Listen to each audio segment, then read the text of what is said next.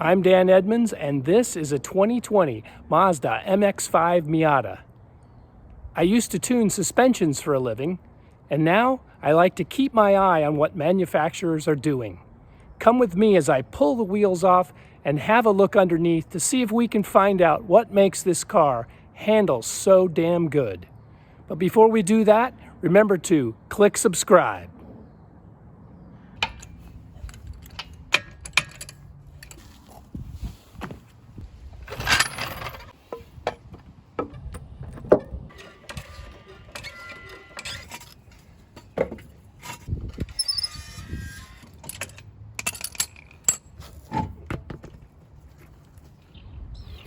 Wow, that's pretty cool.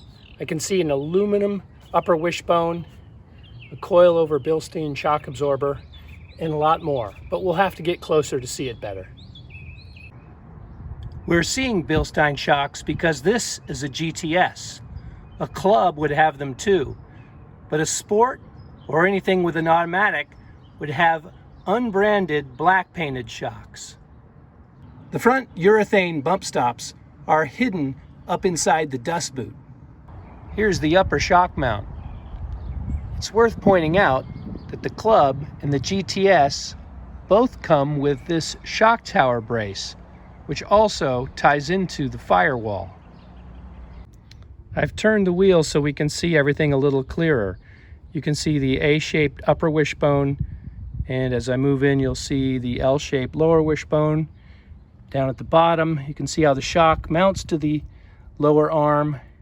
The steering operates ahead of the axle, so this is a front steer car. And then of course above the steering we have the stabilizer bar, and if we go in here a little bit further, we'll see how the stabilizer bar connects to the lower control arm with that little link. Bilstein shocks are monotube shocks, and the bottom half here down in this area is a gas chamber, and there's a dividing piston in here. In an off-road situation, you might worry about the lost suspension travel in the bottom, but that's not a problem here in the Miata because for two reasons. One, you don't need a ton of suspension travel in a sports car, and two, look how long the shock body is. It's much longer than the amount that the rod sticks out of the top, so any amount of lost stroke here at the bottom is of no consequence. The lower control arm pivots here, obviously, and that's the ball joint. So the ball joint goes up 1 inch for every inch of wheel travel. Anything along the length of here gets proportionally less effective. So this is at about the 75 or 80% point. So the shock's motion ratio is in that range. But it's not that simple because look how much it leans over. So if the bolt goes up 1 inch, well, the shock won't compress 1 inch because of the angle. So you have to do some trigonometry. So it's even less than what it looks like if you just look at the lower arm. Now, here is the stabilizer bar link, and that's about 55 to 60% of the way out. At least that's the way it looks from here. So that's the efficiency of the stabilizer bar connection as it's attached to the lower control arm. This is a look at the underside of the L-shaped lower control arm or lower wishbone. Cornering loads would come in here, and they just go directly into the front bushing because they're in line. Impacts have two components. The vertical component goes straight up into the spring and shock, but the rearward component that pushes your wheel back goes here, and that's the interesting part. At that point, this becomes a pivot. It takes a little bit of that shock, but a lot of it gets turned through 90 degrees and becomes an inward pulse back here at the rear bushing. That same principle also carries over into wheel alignment. You can see that both of the inner pivots have eccentrics, and the forward one, since it's lined up with a ball joint, will primarily affect camber, whereas the rear one, if you adjust it, it will tend to move the ball joint fore and aft, which would adjust caster. There's a little overlap between the two, but it's pretty clear cut, and you can eyeball it pretty closely. But, as ever, pay somebody to do an alignment. You'll be glad you did. It's just easier. The upper and lower wishbones were aluminum in the last generation NC Miata, just as they are here. But this piece, the knuckle, the hub carrier, the upright, has a lot of names. That was steel in the NC, and now it's aluminum in the ND. So you can see the whole enchilada is now aluminum. So unsprung weight has been trimmed considerably. Front steering means rear-mounted brakes, and this is a single piston sliding caliper brake. Car doesn't weigh very much, and these brakes are very effective just as they are. I think we've done all we can do here at the front, so I'm going to put the wheel on and move to the back.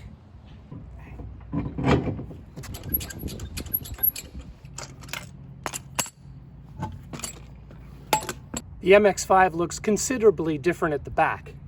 There's still a coil-over Bilstein shock absorber, but now we can see links instead of an upper wishbone. Let's go in closer. So it's pretty easy to see the two upper links, but it's harder to tell from this angle what's going on down below. But I can see 3 more links, so 5 in all, and so that does make this a classic multi-link suspension. But every multi-link is different because of the packaging concerns of the car, so the links all run in different directions and they're never alike. The 2 upper links hold the upper part of the hub carrier in position, and the fact that one of them is angled means it's not just locating it in and out, but also fore and aft. It's not as straightforward down below. This link here goes all the way up into here. That's bracing the bottom in the fore and aft direction, whereas this link and its partner back here are bracing the in and out location of the lower end of the hub. Back here we can see the rear lower link, and the stabilizer bar attaches to it halfway out for about a 50% motion ratio. The shock absorber, on the other hand, bolts directly to the knuckle, so its motion ratio, at least at the bolt, is 1:1. But from the point of view of the spring and the valve inside the damper, it's less than that because this is leaned at an angle, and you have to do a little trigonometry to figure out what the real motion ratio is in this case.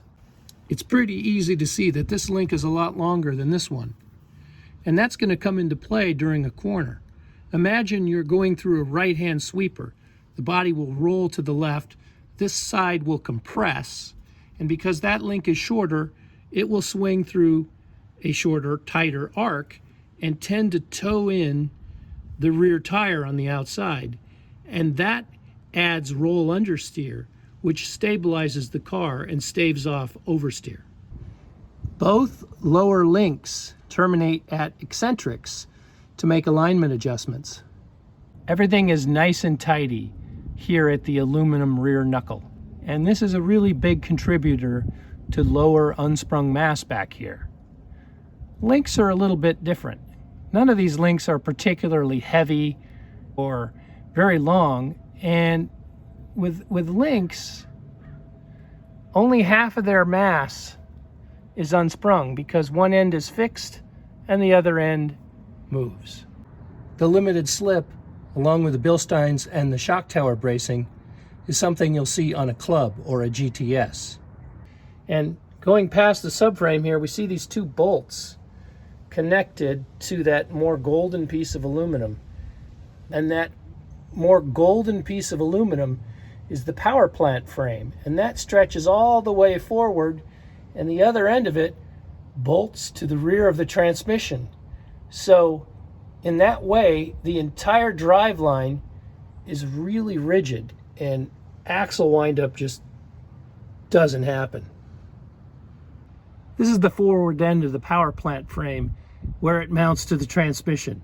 You can see it goes underneath this X-brace and goes all the way to the back and bolts to the front of the differential. As ever, the rear brake on the Miata is a single piston sliding caliper with a mechanical parking brake, not an electronic one. And the disc is not ventilated and it's pretty thin, but again, this is a lightweight car and most braking happens at the front. So this doesn't have to be any more beefy than it is.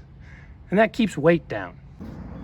One of the things I like to do is weigh the wheel and tire assembly, and already we're off to a good start because I can one-hand it right onto the scale.